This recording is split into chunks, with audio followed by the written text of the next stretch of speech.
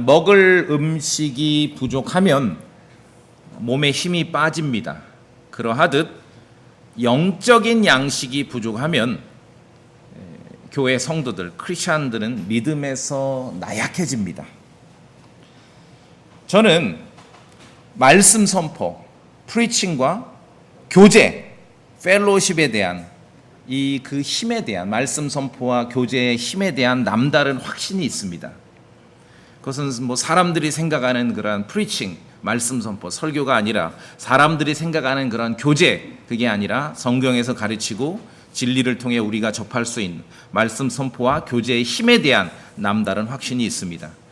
교회 사역은 사람들이 뭐라고 말하든지 간에 핵심은 강단 사역입니다.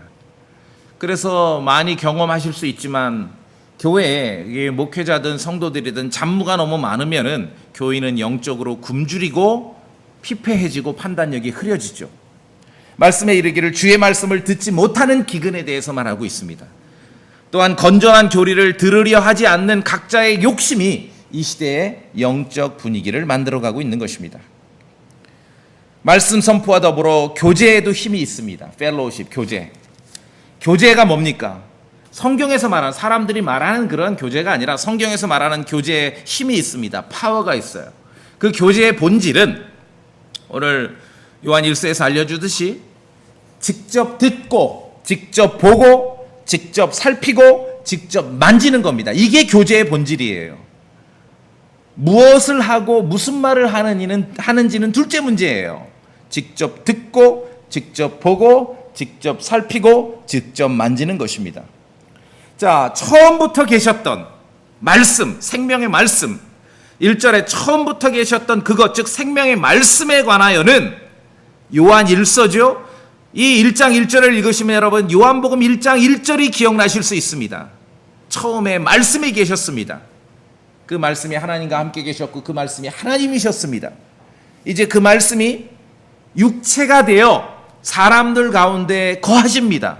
육체가 되어 사람들 가운데 거하셨고 거기서 처음부터 계셨던 말씀이 육체가 되어 사람들 가운데 거하셨고 거기서 사람들과의 교제가 이루어지는 것입니다. 직접 듣고 직접 보고 직접 살피고 직접 만진 것이죠. 우리가 사도라 했을 때, 특히 12사도, 12제자 사도라 했을 때 그들은 처음부터 계셨던 말씀, 그 말씀을 직접 들었고 보았고 살폈고 만질 수 있었어요. 그 사람들을 우리가, 그런 특별한 경험을 한 사람들을 우리가 사도라고 하는 것이죠. 오늘 요한 1서지 않습니까? 요한 1서. 요한 1서를 기록한 사람은 사도 요한이에요. 요한복음, 요한 1서, 요한 2서, 요한 3서, 요한 계시록까지 사도 요한입니다. 사도 요한은 12사도 가운데서도 정말 특별한 경험을 한 사람이에요. 예수님과 함께 있을 때 그는 제자들과 예수님께서 마지막 만찬을 하실 때 예수님 품에 기대어 있었던 제자입니다. 유대인들은 이게 식사할 때 우리처럼 테이블이나 이렇게 서서 먹거나 앉아 먹는 게 아니라 땅바닥에 비스듬히 이렇게 기대서 먹거든요. 그러니까 옆에 있는 예수님께 쉽게 기댈 수 있었죠. 자, 먼저 성경을 볼까요? 요한복음 13장입니다. 요한복음 13장.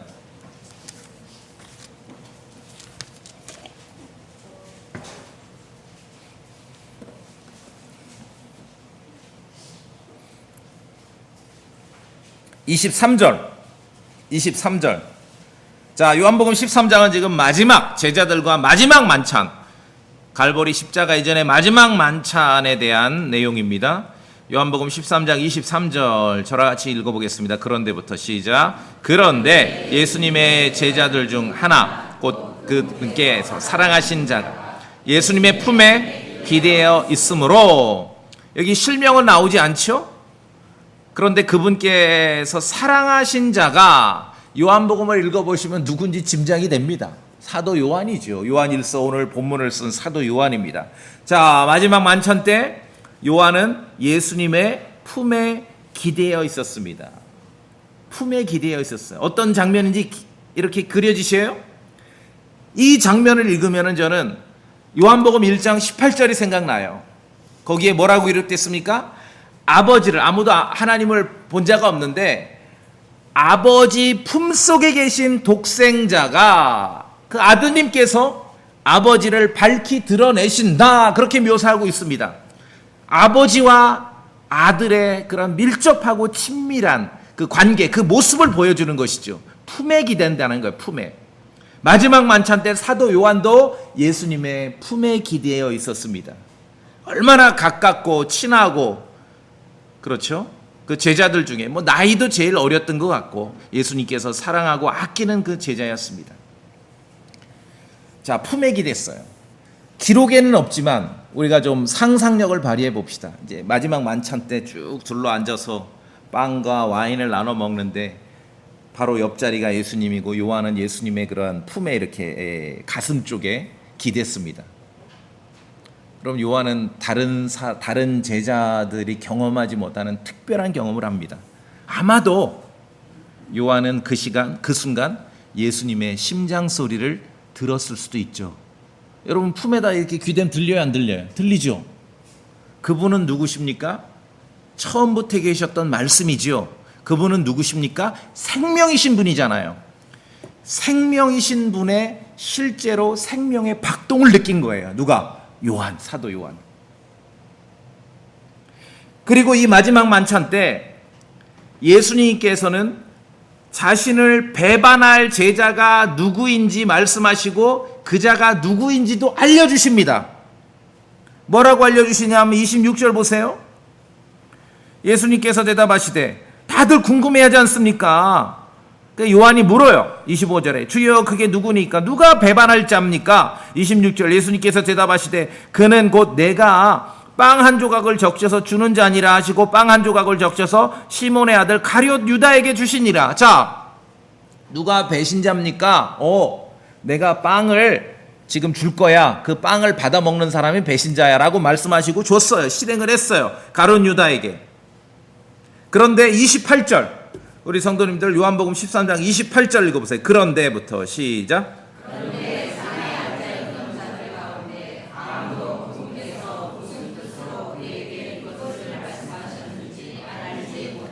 다른 제자들은 가룟 유다가 배신할 자, 배반자인 걸 알지를 못했다는 얘기예요.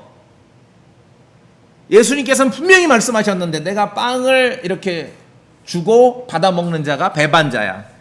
다른 제자들은 못 알아들었어요. 뭐 웅성웅성 잡담만 하라고 못 알아듣겠지만, 그럼 그 말을 알아들은 사람이 누굽니까? 유일하게 사도 요한이에요. 왜? 품에, 가슴에다가 이렇게 기대고 있었거든요. 금방 알아들은 거죠. 사도 요한 이외에는 아무도 알아채질 못했습니다. 요한만 알아들었어요. 그래서 마테마가 누가 요한을 비교해 보시면 이 마지막 만찬 때 배신자의 이름이 가롯 유다라고 똑똑하게 기록해 놨습니다. 요한복음에서는.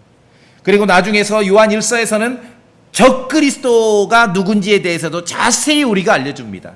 그게 사도 요한이에요.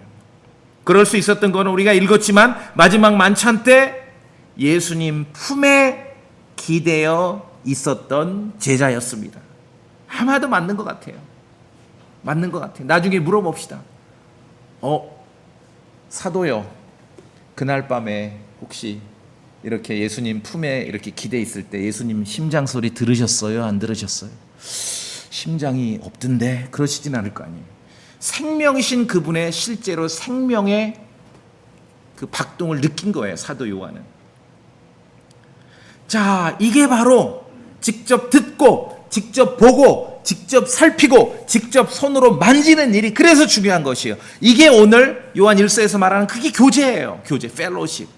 직접적으로 이루어지는 거. 그 만찬에 있었던 그 일들, 사건들, 그것을 염두에 두시고 오늘 요한 1서 1장 본문을 읽으셔야 되는 거예요. 다시 요한 1서 1장 본문으로 와봅시다. 처음부터 계셨던 그것, 즉 생명의 말씀에 관하여는 지금 기록자는 사도 요한입니다. 그것을 우리가 들었고 우리 눈으로 보았으며 자세히 살펴보았고 우리 손으로 만졌노라. 3절에 우리가 보고 들은 그것을 너희에게 밝히 드러내면 너희도 우리와 교제하려 함이니. 오늘 본문에서는 그 스토리를 기반으로 해서 지금 이야기를 하고 있는 것입니다. 자, 그래서 여기서 말하는 교제는 직접 보고, 직접 듣고, 직접 보고, 살피고, 직접 손으로 만지는 일, 그 일을, 그 행위를 기반으로 해서 우리에게 알려주고 있는 것이에요. 자, 오늘날 점점 사라져가고 무시되는 말씀이 있고 진리가 있습니다. 무엇을 말하려고 하는지 짐작하시겠죠? 그것은 직접 듣고 보고 살피고 직접 만질 수 있는 성도들의 만남이 너무너무 중요한데 이 진리가 점점 사라져가고 무시되고 있습니다. 히브리서 10장 말씀에 어떤 사람들의 습관과 같이 우리 함께 모이는 일을 폐하지 말라. 그럼 뭐 맨날 예배당에 모이라 그 뜻이 아니라 원칙이 있는 거죠. 기초가. 예수님께서, 하나님께서 인간들을 대하실 때, 예수님께서 제자들을 대하실 때 어떻게 대하셨습니까? 직접 들을 수 있고, 직접 보고 올 수 있고, 직접 살필 수 있고, 직접 만질 수 있도록 대하신 것이에요. 심지어 사도 요한은 그분의 심장 소리를 들었던 거예요. 그 가슴에다, 품에다 기대고 있으면서. 그래서 어떤 사람들의 습관과 같이 우리 함께 모이는 일을 폐하지 말라. 그냥 함께 모이자, 함께 모이자. 물론 그것도 있지만 직접 하라는 거죠. 직접 들어야 되고 봐야 되고 살펴야 되고 만질 수 있어야 된다는 거예요. 여러분 아까 인사할 때 만지셨어요? 우리 악수하잖아요. 만지는 거예요. 그게 직접 터치하는 거예요. 터치. 자, 성경에서 가르치는 교회의 본질을 뭐라고 생각하십니까? 그럼 간판만 교회면 교회입니까? 별 교회가 다 있어요. 절대로 제가 이제 몇 안 되는 명언이 몇 개 있어요. 기억하십시오. 간판만 교회라고 교회가 아닙니다. 그렇죠? 간판이 교회라고 속지 마세요. 그러니까 성경이 가르치는 교회의 본질이 뭡니까? 모여서 하나님께 기도하는 거예요. 여러분 예배당에서만 기도해요? 기도 혼자 집에서 하잖아요. 예배당에보다 집에서 할 때가 더 잘해 기도. 그러면 모여서 찬송하는 거예요. 여러분 노래 안 해요? 세상 사람들도 혼자도 노래해요. 무슨 노래방 가서 노래하고 찬송 혼자도 할 수 있죠. 그럼 함께 모여서 우리가 전도하는 거예요. 복음 전하는 거예요. 꼭 모여만 전도합니까? 혼자도 전도하지 않습니까? 성경 읽는 거 혼자 더 잘하죠? 하나 있습니다. 설교 듣는 겁니다. 요새 집에서 혼자 더 많이 들어 사람들이. 과연 성경이 가르치는 사람들이 간판에서 교회라고 써붙인 그 교회 말고 성경이 가르치는 교회의 본질이 뭐라고 생각하십니까? 자, 찬송도 하고 기도도 하고 전도도 하고 성경 읽기도 하고 설교 듣는 것도 합니다. 다 이거 혼자서도 할 수 있어요. 근데 혼자서도 할 수 있는 것인데 성경이 가르치는 바는 예수 그리스도 안에서 성도로 부르심을 받은 성도들이 함께 모여서 한 장소에 모여서 서로 직접 듣고 직접 보고 직접 살피고 직접 만지면서 그런 것을 하라는 것이에요. 이게 교회입니다. 이게 교회예요. 성경에 있는 표현으로 하자면은 제가 목회하면서 너무너무 강조하는 말이에요. face는 얼굴이죠. face to face예요. 얼굴을 마주 대하는 거예요. 얼굴을. 여러분 아까 인사하실 때 얼굴을 마주 대하죠. 이게 성경에서 말하는 교회의 본질입니다. 여기에 파워가 있습니다. 여기에 권위가 있어요. face to face. 사도들의 권위가 어디서 나옵니까? 예수님을 face to face 했기 때문에 권위가 나오는 거예요. 사도 요한의 그 영적인 파워가 어디서 나옵니까? 예수님을 face to face 한 거예요. 얼굴을 마주 대하며 그분을 만났기 때문에. 심지어 사도 요한은 그분의 가슴에 기대고 있었기 때문에 거기에서 권위가 나옵니다. 직접 듣고 보고 살피고 만질 수 있는 성도들의 만남, 이것이 교회라는 것이에요. 한 개 한 개의 활동을 이렇게 나눠서만 보면은요, 혼자서 할 수 있는 것도 다 가능합니다. 그래, 다 요새 현대 말씀드렸죠? 무시되고 사라져가는 진리, 다 혼자서도 잘해요. 혼자서도 잘해요. 그런 성경이 가르치는 교회가 아니에요. 어떤 성도들, 크리스천은 다른 성도와 교회에 참여하지 않으면서 착각을 합니다. 자기가 지금 신앙생활을 하고 있다 그래요. 성경에는 그런 게 없어요. 그건 신앙생활이 아닙니다. 존재하지 않아요.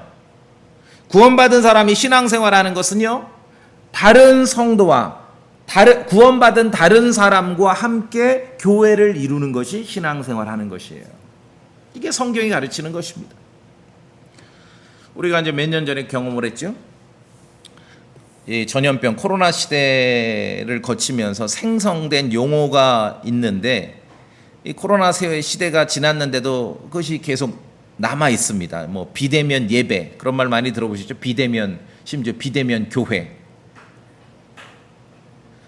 그러니까 가만히 사람들이 생각을 해보니까 너무 편리하거든요. 뭐 요새 이 현대 과학기술 문명 다 누리면은 굳이 찬송을 하고 기도를 하고 전도를 하고 성경 읽기를 하고 설교 듣기를 하는데 굳이 다 뭐 복잡하게 한 군데 모여서 할 필요가 없이 비대면 교회도 가능하다는 거죠. 자, 이런 말은 전염병이 만연한 특수 상황에서 성경이 정한 그런 명칭이 아니라 국가가 정한 명칭이죠. 비대면으로 하라 모든 것을. 성경이 가르치는 진리와는 무관합니다. 본질이 뭔지를 우리가 알아야 돼요. 본질이 뭔지를. 성경이 가르치는 본질이 뭔지를. 자, 예를 들어 뭐 그런 일은 별로 없는 것 같은데 요새 이제 뭐 뉴스 보도를 보면은 재판받는 사람이 많이 나오지 않습니까? 성도님들 어떻게 생각하세요? 비대면 재판이라는 것이 가능합니까? 비대면 재판. 전염병이 막 만연하는 특수 상황에서는 일부 가능할 수도 있겠지요. 그런데 비대면 재판이라는 거는 이거는요. 원칙적으로 불가능합니다. 왜냐하면 재판이라는 것의 본질은 판사가 직접 심리한다는 것이 재판이거든요. 그러니까 비대면 재판이라는 것은 존재할 수가 없는 거예요. 마찬가지로 성경을 기준으로 하면은 비대면 교회나 비대면 예배라는 것은 이거는 존재할 수 없어요. 이거는 언어 묘순이에요. 모순. 성경에서 가르치는 교회, 성경에서 가르치는 경배는요. 예수 그리스도의 복음을 믿고 성도로 부르심을 받은 사람들이 함께 한 장소에 모여서 함께 찬송하고 함께 기도하고 함께 전도하고 함께 성경 읽고 함께 설교 듣고 함께 페이스 투 페이스 하는 것이죠. 물론 혼자서도 다 할 수 있는 일을 함께 모여서 다른 성도들과 함께 한다는 것이 성경에서 가르치는 교회의 본질이에요. 그러니까 무슨 뭐 비대면 교회 이거는 언어가 이렇게 조합을 이룰 수가 없어요. 조합을.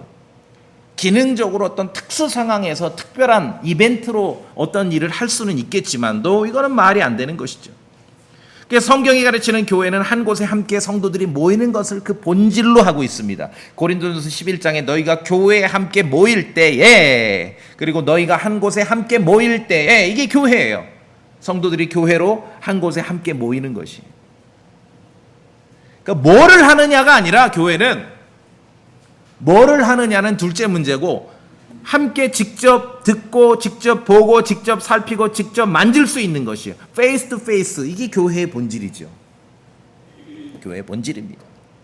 자꾸 무엇을 할지 기능적으로 하니까 각자 집에서 이렇게 화면 켜놓고도 하는 거예요. 다 가능하거든요. 그건 성경이 가르치는 진리에 대해서 원칙을 이해를 못해서 그런 것이에요. 자, 그래서 오늘날 점점 사라져가고 사람들에게 무시당하는 진리가 있습니다. 그것은 히브리서 10장 25절에 있는 대로 어떤 사람들의 습관과 같이 우리의 함께 모이는 일을 패하지 말고 이 말씀이 여러 가지를 설명하고 있습니다. 성도들의 어떤 믿음의 강화, 교회의 힘, 파워, 말씀의 권위 어디서 나옵니까? 페이스 투 페이스 하는 데서 나오는 것이에요. 페이스 투 페이스 하는 데서. 자, 이제 구약 성경을 보시면은 이스라엘 역사에서 아마 유대인에게 이렇게 붙잡고 물어보면은 가장 이스라엘 유대인 역사 중에 위대한 인물이 누구냐 하면은 첫 번째 모세라고 할 겁니다. 모세. 왜냐하면 모세오경 어떤 자신들의 경전을 남겨준 사람이기 때문에 마찬가지죠. 구약 이스라엘 역사에 있어서 모세 아시죠? 출애굽, 엑소더스, 이집트에서 이스라엘 자손들을 이끌어냈습니다. 가나안에 가기 위해서. 근데 직전 요르단강 넘지 못하고 요르단강 너머에 있는 여리고 쪽만 한번 바라보고 죽었어요. 거기를 넘진 못했어요. 요르단강을. 모세의 위대함도 바로 여기에 있습니다. 성경에서 하나님께서 모세에 대해서 설명해 주실 때 이건 아주 실제적입니다. 여러분 가까운 친구하고 애들이 이제 모여서 친구 만나러 간다잖아요. 그런 일 많이 있죠. 애들이 이제 친구 만나러 가. 그럼 궁금하죠. 도대체 얘가 나가서 친구 만나 뭘 하느냐? 뭐 안 해요. 궁금해하지 마세요. 뭐 특별히 하는 거 없어요. 그냥 친구 만나는 거예요, 애들은. 아시겠어요? 거기다가 너 친구 만나 하는 일도 그러면 안 돼요. 그냥 친구 만나는 게 목적이에요, 얘네들은. 뭘 하는 게 아니라. 할 일이 없으면 이제 그냥 시내 왔다 갔다 하니까 더운 날 그러면 애쓰면 안 좋으니까 그 아이스크림 사 먹으라고 시원한데 용돈 줘서 보내서 뭐 안 한다니까요. 자, 아이들이 자기 친구를 만나 이야기를 하지 않습니까? 애들이 이렇게 뭐 문자로 하고 전화로 하다가 야야야 너 어디 있어? 안 되겠다 우리 만나자 해서 만나 이야기 하잖아요. 하나님께서 모세에 대해서 묘사하실 때 사람이 자기 친구를 만나 이야기하듯이 주 하나님께서도 모세를 그렇게 대하셨다는 거예요. 모세와 얼굴을 마주 대하여 말씀하셨다. 그렇게 기록합니다. 페이스 투 페이스. 이거는 굉장히 모세라는 인물의 위대함이고 특별함입니다. 성경의 어떤 대언자도 하나님의 말씀을 이렇게 받아서 전달하는 대언자들이 많이 있는데 성경의 어떤 대언자도 모세와 같은 방식으로 하나님께서 대하신 적이 없어요. 대언자가 있으면은 그가 하나님의 말씀을 받아서 사람들에게 전달해야 되는데 그 방법은 대부분 정해져 있습니다. 하나님의 말씀을 어떻게 받느냐 하면은 구약에 보면은 첫째 꿈으로 받습니다. 꿈을 거야. 꿈으로 받아서 이렇게 전달하거나 두 번째는 비전, 환상을 봅니다. 어떤 비전을 봐요. 그렇게 해서 하나님의 말씀을 전달하거나 아니면은 어떤 음성이 들리든지 대부분은 천사가 나타나서 하나님의 말씀을 전달해서 이렇게 사람들에게 이야기하도록 대언자가 대부분 그렇게 합니다. 그러니까 이것을 굳이 말하자면은 간접적인 방법으로 말씀을 받아서 전달하는 것이 대언자들의 기본 임무였습니다. 자, 그런데 모세는 그렇지가 않아요. 모세는 특별한 사람입니다. 모세는요, 비전도 없고 꿈도 없는데도 하나님께서 그를 직접 대하셔서 말씀을 넣어주셨고 그 받은 말씀을 이스라엘 자손들에게 전달하게 하셨습니다. 그러니까 하나님의 얼굴을 대한다는 것이 모세에게 페이스 투 페이스 하신다 그러거든요. 하나님의 얼굴을 대면한다는 것이 다른 사람들에게는요 죽을 만큼의 두려운 사건이거든요. 와, 이거 큰일 났다. 큰일 났다. 야곱도 그러고요. 내가 하나님을 봐서 이제 난 죽겠구나. 하나님을 대면한다는 것은 사실 다른 사람들에겐 죽을 만큼 두려운 사건인데 오히려 모세에게는 그것이 그를 특별한 인물로 만든 것이에요. 이것이 모세의 위대함입니다. 신명기 34장 봅시다. 신명기 34장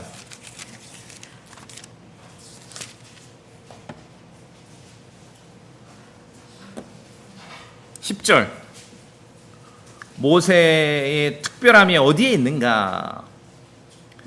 신명기 34장 10절입니다. 자, 우리 성도님들 다 같이 한번 읽어주시겠습니까? 신명기 34장 10절입니다. 그 뒤로부터 읽으시면 됩니다. 시작.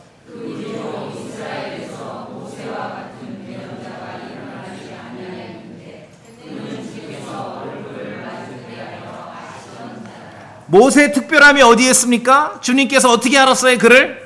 얼굴을 마주 대하여. 영어 표현으로 face to face예요. face to face. 말씀드렸죠. 12사도의 권위가 어디에 있습니까? 예수님을 얼굴을 마주 대하여 배웠다는 사실이죠. face to face입니다.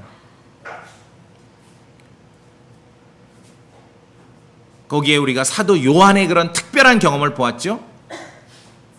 가론 유다의 빈자리를 채울 새로운 사도를 선출할 때 아무나 세울 수 없지 않습니까? 사도의 조건이야. 12명이라고 특별히 구분되는 사람의 그 조건을 보면 알 수 있어요. 사도행전 1장에 어떻게 되어 있냐면, 요한의 침례로부터 시작하여 주 예수님께서 우리를 떠나 들려 올라가신 바로 그날까지 우리와 함께, 그 사람을 뽑아서 우리와 함께 다니던 이 사람들 중에, 그러니까 중간에 이렇게 영입된 사람은 안 돼요. 요한의 침례로부터 시작해서 예수님께서 공적 사역을 시작한 그 순간부터 주 예수님께서 우리를 떠나 들려 올라가신 바로 그날까지, 승천하신 그날까지 우리와 함께 다니던 이 사람들 중에 우리는 12명만 따라다니고 몇몇 여성들만 따라다닌 줄 알았는데, 이름이 다 기록되지 않은 수많은 사람들이, 동행한 사람들이 있었어요. 그 중에 이제 후보가 2명 나오는데, 그 중에 한 사람은 마띠아가 새로운 사도로 이렇게 선출이 되지요.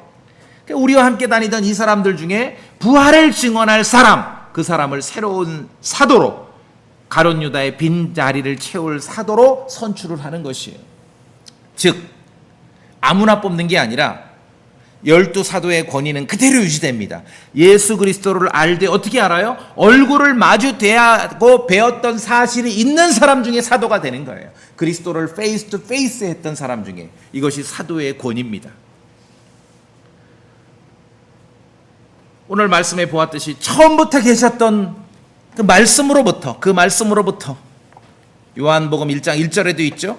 그 말씀으로부터 직접 들었고, 직접 그 말씀을 보았고, 그 말씀을 직접 살폈고, 직접 손으로 만진 그 사람들이야말로 그들의 말에 권위가 있는 것이에요. 그들에게 능력이 함께하는 것이죠. 예수님께서는 제자들을 친구라고 말씀하셨습니다. 친구라고 부르셨거든요. 제자들을. 말씀드렸잖아요. 주님께서 구약의 모세를 대할 때 어떻게 대했어요? 사람이 친구와 이야기하듯 대했다. 그 말은 어떤 의미가 거기에 들어있는 거예요? 페이스 투 페이스 한다는 거예요. 페이스 투 페이스. 그들이 사도입니다. 그들이. 12사도와는 다르지만 사도 바울도 특별한 경험을 통해서 그 사도로서의 권위가 인정받습니다. 고린도전서 9장 1절에 보시면은 바울이 기록합니다. 내가 예수 그리스도 우리 주를 보지 아니하였느냐? 내가 만났다 이거예요. 바울은 다마스쿠스로 가는 길에서 예수님을 만났지요. 나중에 만난 거예요. 직접 들었고, 직접 보았고, 직접 살폈고, 직접 만진 거예요. 그런 사람들에게 권위가 있고 능력이 함께하는 것이죠. 자, 그래서 성경은 모세의 특별함을 기록할 때 주께서 그에게 명백히 말했다. 페이스 투 페이스 했다. 이게 굉장히 실무적입니다. 얼굴을 마주대해 말해요. 그럼 말에 거의 그 오해가 없죠. 언제 말에 오해가 있어요? 아내는 부엌에서 일하면서 뒷꼭지에 대고 말하고, 나는 방에서 다른 일 하는데 서로 이렇게 원거리로 소리질러 말할 때 의사 표현이 정확하게 전달이 돼야 안 돼요? 안 되죠? 그러니까 모세의 특별함을 기록할 때 주께서 그에게, 모세에게만큼은 명백하게 말했다는 거. 왜? 페이스 투 페이스 했거든요. 여러분이 말하는데 다른 사람에게 정확하게 전달이 되게끔, 오해 없이 전달되게 하는 방법이 뭔지 아세요? 얼굴 보고 얘기하세요. 얼굴 보고. 뒷꼭지 보고 얘기하면은요, 절반은 날아갑니다. 그거는 오해예요. 예, 모세에 대해서 은밀한 말로 하지 않으셨다고 말씀하고 있어. 무슨 말인지 못 알아듣겠어. 잘 그렇게 안 했어요. 그런 오해가 안 생겨. 왜? 페이스 투 페이스 했기 때문에. 얼굴을 마주대하지 않으면은요, 명확하게 전달되지 않습니다. 말이 그늘져요. 어두워져요. 메시지가 정확하게 전달되지 않아요. 그러나 요새는, 저도 그렇지만 요새는 말보다도 서로 사람들끼리의 의사표현을 뭘로 많이 해요? 글로 하지요. 여러분, 글로 하지요. 근데 제가 볼 땐 그걸 글이라고 안 해요. 그건 글이 아니에요. 글이라고 말할 땐 적어도 완성된 문장이 한 문장이나 두 문장이 이렇게 나열될 때 그걸 글이라고 하지. 그게 아니라 요새 의사표시를 다 뭐로 해요? 문자 메시지로 하지요. 3분의 2는 정확하지 않아. 그냥 오해예요, 오해. 문자 메시지는요, 3분의 2는 그냥 오해라고 생각하시면 돼요. 왜냐하면 저는 이 문자나 이렇게 문자 메시지로 쓸 때는 굉장히 함축적으로 쓰거든요. 왜? 아니, 그게 그 용도잖아요. 그렇죠? 그게 그 용도잖아요. 여러분, 문자 메시지에다가 글을 쫙 막 누가 주절주절 쓰면은 그거 잘 읽어요, 안 읽어요? 아니, 문자 메시지는 딱딱딱 함축적으로 쓰는 거예요. 그런데 불명확합니다. 역사를 보면 예수 그리스도의 교회는 언제나 이건 법칙입니다. 성경이 가르치는 원칙이 그렇습니다. 성도들끼리 얼굴을 마주 대하며 말했습니다. 주님께서 모세를 대하듯이 예수 그리스도의 교회는 언제나 그렇게 한 거예요. 페이스 투 페이스 한 거예요. 그렇지 않은 거는 그냥 절반은 내가 잘못 이해하겠거니 그렇게 생각하시면 됩니다. 거기에 파워가 있는 거예요. 권능이 페이스 투 페이스에. 주님과 함께 오늘 교제를 우리에게 설명하고 마지막 만찬 때 주님의 품에 기대어 있었던 사도 요한은 처음부터 계셨던 그 말씀에 관하여 우리가 직접 들었고 우리가 눈으로 보았고 자세히 살폈고 우리 손으로 만졌다라고 기록하면서 성도들끼리의 사귐과 교제가 어떠해야 되는지도 아주 똑똑하게 알려줍니다. 요한 2서 봅시다. 요한 2서.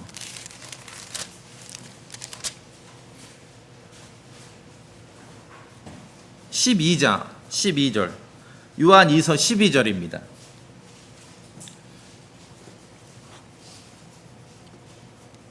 사실 문맥을 보면 사안이 심각하거든요. 어떤 교리 문제나 이단 문제를 다뤄야 될 심각한 사안인데 요한 2서 12절 내가부터 우리 성도님들이 소리내서 읽어주세요. 내가부터 시작. 내가 너희에게 쓸 것이 많지만 종이와 잉크로 쓰기를 원치 아니하며 너희에게 가서 얼굴을 마주 대하고 말하기를 바라노니 이것은 우리 기쁨이 충만하게 하려 함이라. 아멘. 여러분 동의되십니까?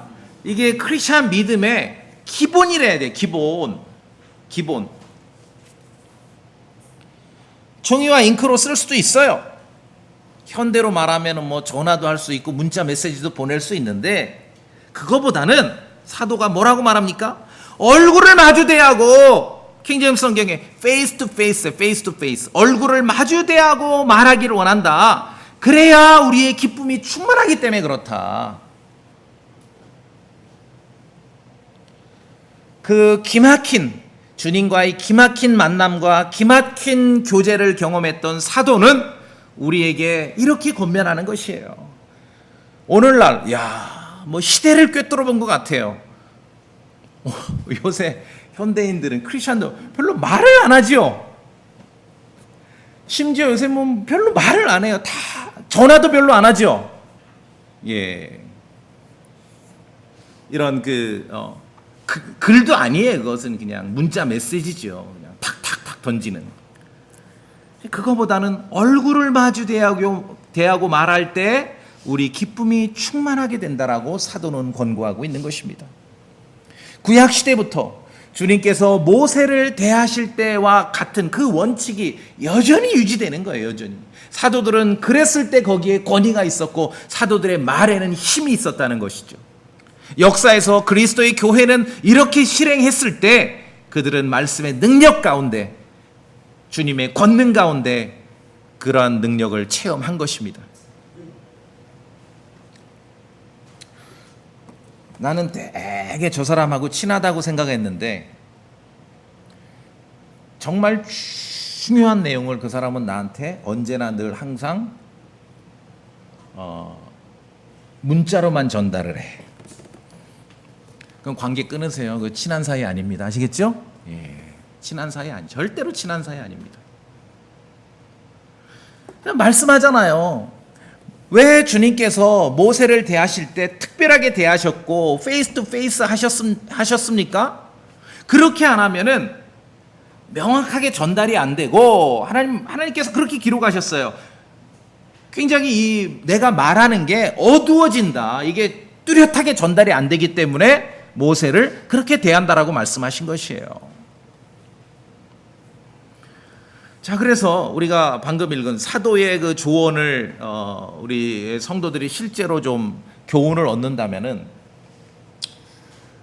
긴급한 것은 물론 보내야지요. 막 긴급한 제가 보내잖아요. 중간에 긴급한 내용들에 대해서는 보냅니다.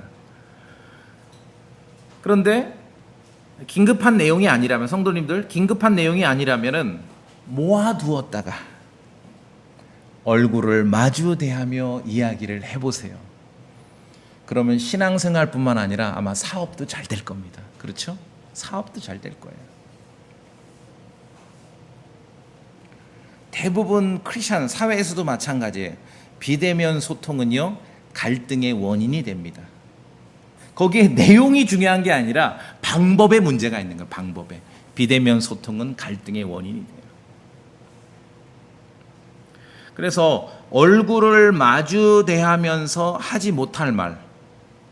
자, 내가 이제 교회 생활하면서 다른 성도와 형제자매들하고 페이스 투 페이스 하면서 도저히 못하겠어. 뭐 그런 말도 있을 수 있죠. 얼굴을 마주 대하면서 할 수 없는 말은 전화나 메시지로도 하면 안 돼요. 원칙입니다. 신앙이라는 게 그런 것이죠. 왜? 말씀드렸듯이 뭐 전화하고 문자 메시지 보내서 할 수 있는 말도 긴급한 내용이 아니면 굳이 얼굴을 마주 대하며 말할 때 말씀에 있잖아요. 기쁨이 충만하게 된다는 거예요. 기쁨이. 굳이 제가 제 원칙 중에 하나입니다. 간단하게 문자나 전화로 할 수 있는 것도 필요하다면 굳이 쫓아가서 얼굴을 마주 대하고 말하는 이런 원칙. 신앙생활도 안전하고 아마 사회생활도 잘 풀릴 것입니다. 왜 그렇습니까? 우리가 죄인이 복음을 믿고 구원받는 것은 값없이 주어져요. 영원한 생명은 값없이 주어지지만 성도의 삶, 교회 생활, 다른 성도들과의 그런 교제의 삶은요 품이 들어갑니다. 각자 품이 들어가야 돼요. 그래야 신앙이 건강하게 유지됩니다. 한 구절 더 볼까요? 사도가 요한이 이 예수님의 그 가슴의 품에 기대어 있었던 그 경험을 했던 사도가 이 일을 얼마나 강조하는지. 자, 한 장 넘기시면 요한 3서가 있습니다. 이번에는 3서 13절입니다. 13절. 요한 3서 13절이고 14절입니다. 저랑 같이 읽어볼까요? 요한 3서 13절이고 14절입니다. 시작. 내가 쓸 것이 많았지만 네게는 잉크와 페으로 쓰기를 원치 아니하고 속히 너 보기를 바라노니 우리가 얼굴을 마주 대하여 말하리라. 내게 화평이 있기를 원하노라. 우리 친구들이 내게 문안하느니라. 친구들에게 이름을 들어가며 인사하라. 예. 사도가 굉장히 강조하죠? 예, face to face입니다. 근데 꼭 신앙생활뿐만 아니라요. 생각해 보세요. 삶에 있어서 정말 중요한 거는 아무리 뭐 최첨단 사회고 원격회의, 화상회의가 가능해도요. 정말 중요한 거는 다 얼굴을 마주 대하고 하는 거 아세요? 여러분 이제 주말에 대부분 이렇게 배달, 토요일 날 저녁에 우리 아파트 1층에 나가보면 배달 오토바이가 쫙 와요. 식당 가서 막 어서 오세요, 몇 명이에요, 여기 앉으세요, 뭐 주세요, 이거 갖다 주세요. 너무 귀찮으니까 집에서 이제 시켜 먹어. 비대면으로. 그래도 누군가는 움직여야, 파발로 움직여야 여러분 입에 음식이 들어가는 거 아세요? 아무리 온라인으로 해도요, 결국은 사람이 움직여야 돼요. 사람이 움직여야 돼. 그동안은 제가 이제 이 성경을 저기 옆 동네, 옆 나라에다 보낼 걸 제가 집에서 포장을 해서 택배로 테이프를 붙여가지고, 그거 아세요? 지난 20년 동안 이 더운 무더위에도 낑낑거리며 우체국으로 성경 박스를 운반해서 그렇게 보냈는데, 우리 자매가 알려주더라고요. 집에서 내가 쓰고 있는 앱에서 이렇게 몇 번만 누르면은 집에서 그냥 택배 신청을 해서 돈도 여기서 다 나가고 택배를 보낼 수가 있어요. 너무 편해요. 그래도 그 다음날 아저씨가 와서 가져가요. 정말 중요한 거는요, 다 페이스 투 페이스입니다. 뭐 원격으로 모르겠어요. 어떤 기사 보니까 뭐 미국에 뭐 큰 병원, 연구소, 의사 선생님하고 원격으로 이렇게 진료를 받는데요. 좋아요. 다 하죠. 근데 주사 맞는 걸 원격으로 할까요? 주사를 어떻게 원격으로 놓을까요? 예. 정말 중요한 것은 다 페이스 투 페이스입니다. 이게 성경의 원칙이 그래요. 어떻게 근데 신앙생활을 말씀이 이렇게 너무 명명백백하게 가르치는데 교회를 말하면서 앞에다가 이 단어와 이 조화를 이룰 수 없는 걸 갖다 붙이냐고요. 비대면 교회라는 건 존재할 수가 없습니다. 교회라는 거 속성 자체가 함께 만나는 거거든요. 한 장소에. 정말 중요한 건 우리가 다 얼굴을 마주대하고 실제로 합니다. 숲속을 산책하는 일을 어떻게 원격으로 할 수 있겠습니까? 물론 가끔 하기도 해요. 이렇게 화면 켜놓고 대신 가서 찍어온 사람 화면을 보거든요. 처음엔 그것도 재밌었어요. 근데 이제 안 봐요. 재미없어요. 대학교에서 원격 수업으로 한 학기를 강의한 이후에 교수님하고 학생들에게 이렇게 여론조사를 해보더니 교수님도 그렇고 학생들도 그렇고 전부 교실에 모여서 하는 수업이 좋다더라 얘기를 하더래요. 이건 당연한 거죠. 왜냐하면 공부가 그 교과서에 있는 내용만 뭐 배우고 익히고 시험 본다고 이게 공부입니까? 수업 시간 지나고 쉬는 시간에 옆에 있는 친구들과 함께 떠드는 시간도 필요하고, 날씨 좋을 때 벤치에 앉아서 함께 커피 마시는 시간도 필요하고, 또 이렇게 여기저기 캠퍼스를 오가며 계절의 변화를 느끼는 것도 필요하고, 이 모든 것이 사실 이 모든 과정이 공부 아니겠습니까? 예. 이런 걸 다 빼앗겨 버리는 것이에요. 우리 교회도 가끔 그런 경험이 있죠. 비대면으로 설교를 듣다가 비대면으로 유튜브를 보다가 어느 날 오시잖아요. 손님들이 대면하는 교회를 페이스 투 페이스 하고 싶어서 찾아와요. 그럴 때 참 은혜롭습니다. 근간에 한 몇 분이 그렇게 어떻게 이렇게 뭐 들어도 충분하실 텐데 왜 오셨습니까? 딱 대답이 그거였어요. 페이스 투 페이스, 직접. 그렇죠.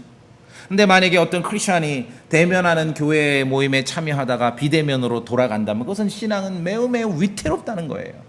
다른 게 위태로운 게 아니라 방식을 볼 수 있어야 됩니다. 하나님께서 모세를 대했던 방식이 얼마나 특별한지를 우리가 기억할 수 있습니다. 지금은 우리가 희미하게 봅니다. 예수님을 사도들처럼 페이스 투 페이스로 대면하는 사람은 아무도 없죠. 그러나 성경에 기록된 바와 같이 주께서 오실 때 그때는 우리가 주님을 얼굴을 마주 대하며 보게 될 것입니다. 우리도 사도 요한처럼 얼굴을 마주 대하여 페이스 투 페이스 하며 주님을 배울 날이 분명히 있습니다. 그 날이 다가오는 거지요. 그 날까지, 그때까지 이 땅에서 그리스도의 몸에 속한 지체들은, 성도들은 다른 지체들과 함께 얼굴을 마주 대하며 신앙생활하고 교회생활을 하는 것이 성도들의 마땅한 임무라는 것이죠. 창세기에서 아주 이 처세의 달인이 있죠. 처세. 뭐 세상 서점에 보면 이 처세술을 가르치는 책들이 많이 나와 있는데 그냥 창세기에서 야곱을 읽어보시면 돼요. 야곱. 처세의 달인이에요. 매우 훌륭한 인물이 아니죠. 인간적으로. 그냥 처세술을 잘할 뿐입니다. 몇십 년 만에 자기 형 에서를 만납니다. 결혼해서 자식을 낳고 재산을 부리고 이제 고향으로 와서 에서를 만나는데 겁나잖아요. 원래 도망 왔었잖아요. 형한테 맞아 죽을까 봐. 자기 형을 만나서 에서가 처세술의 달인 야곱이 뭐라고 고백합니까? 형 앞에서 와, 내가 형님의 얼굴을 보니까 하나님의 얼굴을 본 것 같습니다. 이렇게 얘기를 해요. 정말 아부의 극치지요. 에서 또 단순한 사람이 그 말에 넘어가. 기분 좋아서. 근데 그게 빈말은 아니에요. 우리가 구원받은 성도들이 사도 요한처럼 예수님을 얼굴을 마주 대하며 배울 날이 분명히 있습니다. 페이스 투 페이스 할 날이 있습니다. 그럼 그날이 오기까지 성도들이 이 땅에서 할 일이 뭡니까? 그리스도의 몸에 속한 다른 지체들, 다른 성도들을 만나면서 야곱처럼 내가 당신을 만나니 흡사 주님을 만난 것 같은, 주님의 얼굴을 배우는 것 같은 그런 기분이다. 말하자면 그런 마음으로 그런 고백이 있을 때 이게 성경에서 말하는 이 교회의 그러한 특별함이고 교회의 원칙이라는 것이죠.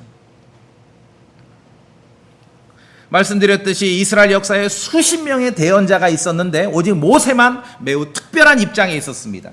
그는 주님과 얼굴을 마주 대하며 이야기를 했습니다. 이제 그 모세의 특별함, 페이스 투 페이스라고 분명히 기록하고 있죠. 모세, 수십 명의 대언자 중에 모세의 특별함이 이제 오늘날 그리스도 예수님 안에 있는 교회의 성도들에게 있어서는 일상의 신앙생활의 평범함으로 실현되는 것이에요. 원칙을 알면 논란이 없어요. 여러분, 구원받은 다른 지체들이 누굽니까? 그리스도의 몸의 지체들이에요. 우리가 주님의 얼굴을 못 빼지만 그날이 올 때까지 주님을 페이스 투 페이스는 못하지만 주님의 손을 만나는 것이고 주님의 발을 만나는 거예요. 주님의 몸을 만나는 거예요. 그것이 성경의 진리라는 것입니다. 아무 때나 아무도 하나님을 본 적은 없지만 보이는 형제를 만나고 보이는 형제와 직접 듣고 그들과 함께 직접 살피고 말하고 만짐으로 보이지 않는 그리스도, 보이지 않는 하나님을 향한 그런 만남, 하나님을 향한 그런 사랑을 드러낼 수 있게 되는 것입니다. 성경에서 그래서 성도를 그리스도의 몸의 지체라고 말하는 거예요. 한 구절만 보고 마치도록 하겠습니다. 요한 1서 4장.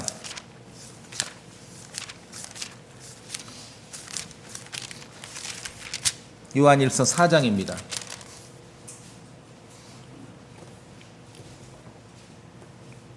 (20절) 저랑 같이 읽어볼까요? 요한 1서 4장 20절입니다. 시작. 어떤 사람이 내가 하나님을 사랑하노라 하고 말하면서 자기 형제를 미워하면 그는 거짓말쟁이이니 자기가 본 자기 형제를 사랑하지 아니하는 자가 어찌 자기가 보지 못한 하나님을 사랑할 수 있느냐. 자, 여러분이 마주치는 그 형제는, 자매는, 성도는 그리스도의 몸의 지체들입니다. 이 시대의 교회의 성도는 주님의 얼굴을 보는 듯이 다른 성도의 얼굴과 마주 대하며 우리가 신앙생활하는 것이에요. 페이스 투 페이스 하면서. 이것이 주님과 얼굴을 마주 대하는 날까지 이 땅에 남아있는 교회 성도들이 마땅히 해야 될 것인 거예요. 이건 원칙입니다. 원칙. 이 말씀에 여러분, 이 말씀을 마음에 간직하고 이 말씀에 순종하실 수 있겠습니까? 예, 다 같이 기도하시겠습니다.